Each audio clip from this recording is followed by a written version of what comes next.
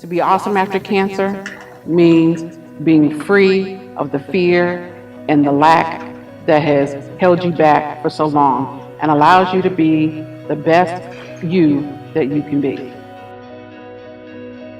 Hi, I'm Dr. Tonya Echols Cole. I'm a board-certified radiation oncologist and breast cancer survivor. I teach cancer survivors how to walk into wellness, run with more confidence, so they can soar through the extraordinary life full of joy, purpose, and prosperity they deserve.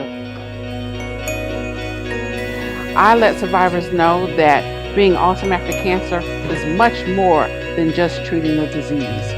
It's a comprehensive approach to treating the whole person, treating the body, the mind, and the soul. And move yourself in a positive way to win.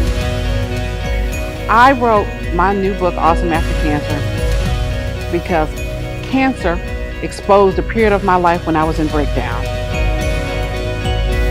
And I needed to find the fuel to pick myself back up. When you feel better about yourself, those things that you're supposed to do, those good things that you should do for your body, you'll naturally gravitate towards those things. Awesome is when you can go from victim to victorious.